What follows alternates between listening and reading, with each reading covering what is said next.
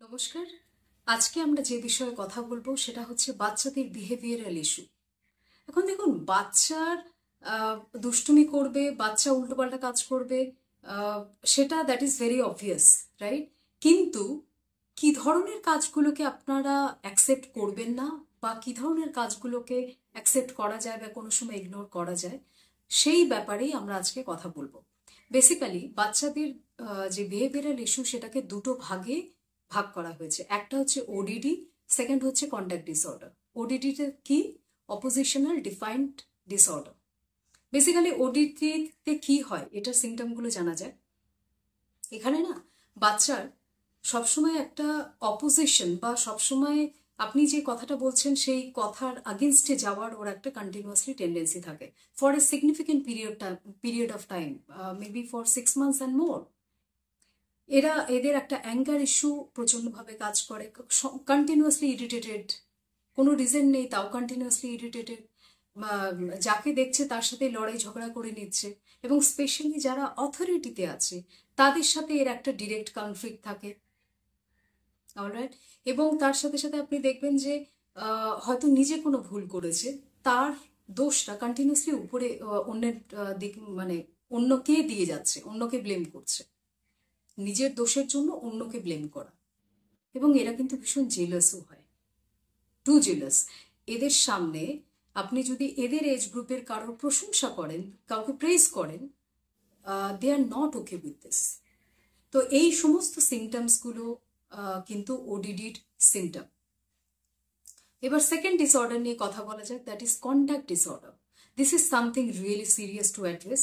Basically এই সময় যেটা দেখা যায় বাচ্চাদের মধ্যে, যে তারা গান ক্যারি করছে, উইপেন ক্যারি করছে নিজেদের সাথে, চাকু রাখছে, বা স্কুলে উইপেন ক্যারি করছে। অলরাইট? ইনফ্যাক্ট দিল্লিতে এরকম একটা ঘটনাও ঘটেছে, আপনারা হয়তো অনেকেই জানবেন, যে বাচ্চা স্কুলে গান নিয়ে গেছে এবং সে ধরা পড়েছে, এবং তার ব্যাকগ্রাউন্ড চেক করাতে এটা জানা গেছে কি তার বাবা হি ওয়াজ এক্সট্রিমলি অ্যালকোহলিক, এবং বাবা গান রাখতেন, সেখান থেকে বাচ্চার কাছে গান আসে এবং সে গিয়ে স্কুলে গিয়ে ধরা পড়ে। অলরাইট? এবং এদের আর একটা সিমটম ভীষণ প্রমিনেন্ট থাকে, সেটা হচ্ছে অন্যকে হার্ট করে বা অন্যকে হার্ম করে they get immense pleasure out of this. হয়তো সামনে কোনো কুকুর দেখলো, তাকে পাথর ছুঁড়ছে। অলরাইট? বা হয়তো সামনে কোনো গরু আছে, তার পিছনে ডান্ডা নিয়ে ছুটছে, এবং তারা যখন ওর থেকে দূরে মানে বাঁচার জন্য চেষ্টা করছে, হি ইজ গেটিং প্লেজার। এবং মানুষের ক্ষেত্রেও এটা হয়, এরা বুলি করতে ভীষণ ভালোবাসে, অন্যের উপর ডমিনেট করা, অন্যকে বুলি করা, অন্যকে দিয়ে কাজ করিয়ে নেওয়া, এই জিনিসগুলো। এবং আর একটা জিনিসও মারাত্মকভাবে দেখা যায়, এরা কিন্তু প্রচণ্ডভাবে নেশার মধ্যেও ডুবে যায়, ডিফারেন্ট অ্যান্টি সোশ্যাল অ্যাক্টিভিটির সাথে এরা ইনভলভ হয়ে যায়, এবং এরা যে সমস্ত মানুষজনের সাথে কানেক্ট করে তারাও কিন্তু লাইক মাইন্ডেড হয়, এবং তারা একসাথে মিলে তারপরে চুরি করা, ভেরি ইম্পর্টেন্ট পয়েন্ট, একসাথে মিলে চুরি করা, একসাথে মিলে মানুষকে চিট করা, একসাথে মিলে কোনো সোশিয়াল অ্যান্টি সোশিয়াল কোনো অ্যাক্টিভিটি করা, এই সমস্ত অ্যাক্টিভিটিগুলো কিন্তু কন্টিনিউয়াসলি চলতে থাকে। কারণ হিসাবে যেটা দেখা গেছে, যে এক তো জেনেটিক ফ্যাক্টর অফকোর্স, তার সাথে সাথে environment also plays a very vital role. কি এনভায়রনমেন্টে বড় হচ্ছে, কি ধরনের কালচারে বড় হচ্ছে, কি দেখছে ফ্যামিলিতে। বাবা যদি অ্যালকোহলিক হয়, যদি বাবাকে দেখছে মাকে ধরে পিটোচ্ছে বা মায়ের সাথে কন্টিনিউয়াসলি আর্গুমেন্ট করছে, সেখানে অফকোর্স বাচ্চাও সেই ফিমেলকে রেসপেক্ট করা, সেই ব্যাপারটা করবে না।